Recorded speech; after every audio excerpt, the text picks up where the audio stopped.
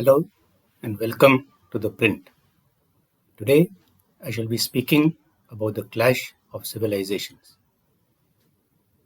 In the realm of international relations, few concepts have sparked as much debate and controversy as American political scientist Samuel P. Huntington's clash of civilizations.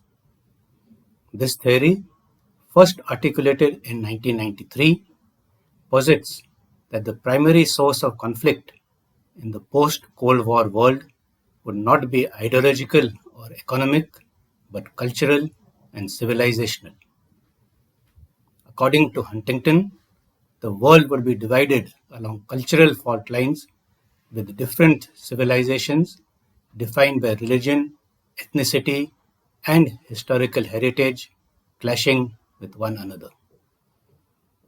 Nearly 3 decades after its conception, Huntington's theory is perhaps being put to the test.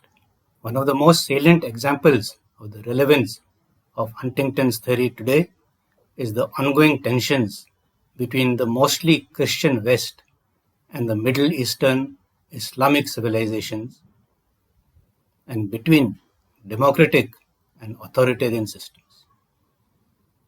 From the wars in Afghanistan and Iraq to the rise of jihadist terrorism, including the ongoing Israel-Hamas conflict, to the refugee crisis in Europe, the clash between Western and Islamic civilization remains a defining feature of the contemporary geopolitical landscape.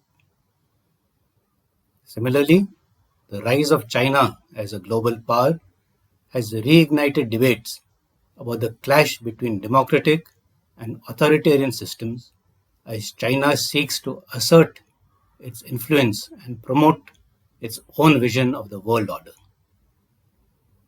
A look at each of these, that is, the clashes between different civilizations and systems, would be in order.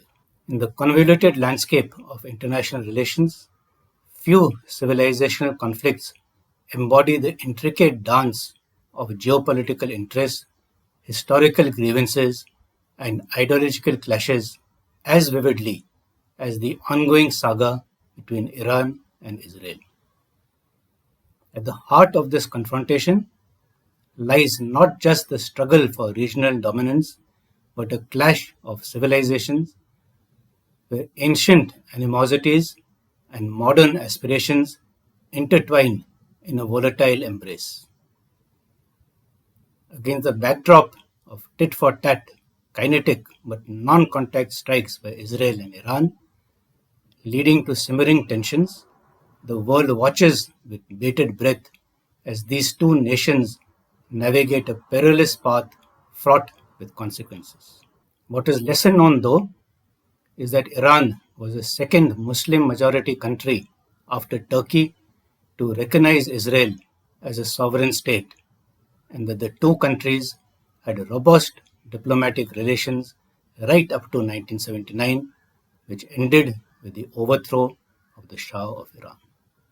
The current escalation of hostilities between Iran and Israel can be traced to a complex web of factors, chief among them being Iran's quest for regional hegemony and Israel's existential security concerns. Iran's support for militant groups like Hezbollah in Lebanon and Hamas in Gaza, coupled with its pursuit of nuclear capabilities, has fueled Israeli apprehensions as an existential threat looming on its doorstep.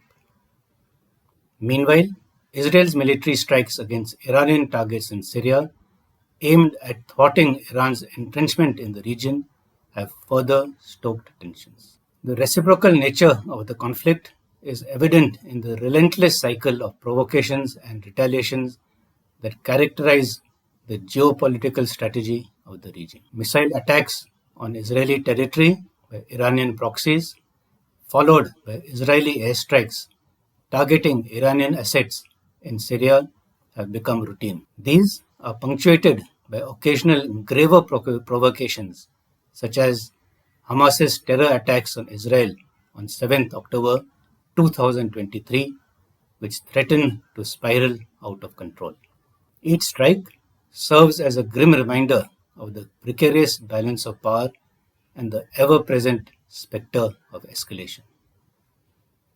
As the Iran-Israel conflict continues to simmer, the imperative for dialogue and diplomacy becomes even more urgent.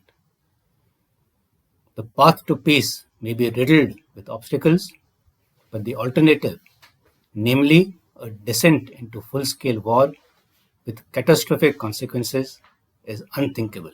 Both Iran and Israel must recognize the futility of perpetual conflict and the imperative of finding common ground to address their legitimate security concerns. Similarly, the relationship between China and India, two ancient civilizations with rich histories and vibrant cultures, is shaped by a complex interplay of factors ranging from historical grievances to contemporary geopolitical realities.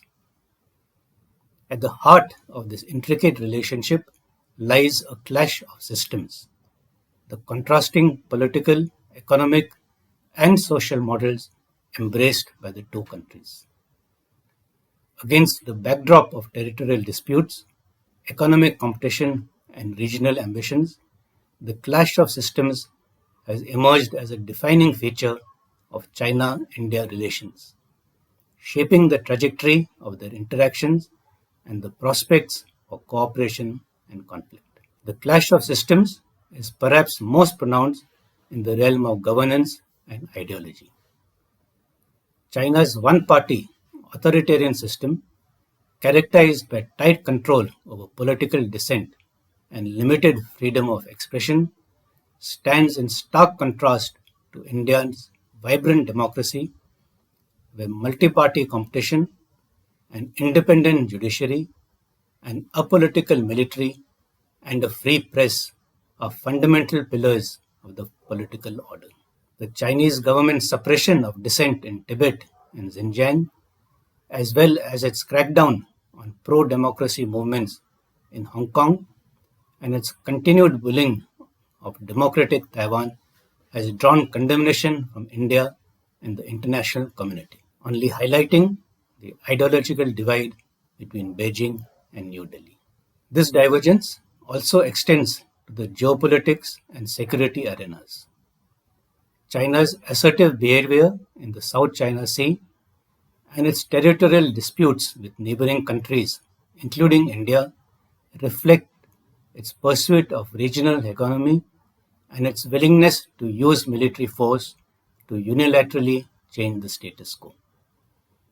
The border standoff between India and Chinese troops in the Himalayas, particularly in the disputed region of eastern Ladakh, underscores the deep-seated mistrust and strategic rivalry between the two Asian giants. Despite periodic efforts to de-escalate tensions and maintain peace along the border, the underlying dynamics of the China-India relationship remain fraught with uncertainty and volatility. In the face of such collective global challenges, navigating the clash of civilizations and systems requires a nuanced and pragmatic approach that balances competition with cooperation for the sake of lasting peace. By focusing on areas of mutual benefit and creating confidence-building measures, countries and alliances can mitigate the risk of conflict and lay the groundwork for a more stable and prosperous future. In the crucible of conflict, there lies an opportunity for reconciliation and coexistence, where the wounds of the past can be healed and a future of peace and prosperity can be forged. Only then will we be able to realize of our goal of Vasudhaiva Kutumbakam, as it emphasizes a global perspective, prioritizing the collective well-being over individual, family, or good interest. One earth, one family, one future. This is General Naravane for ThePrint.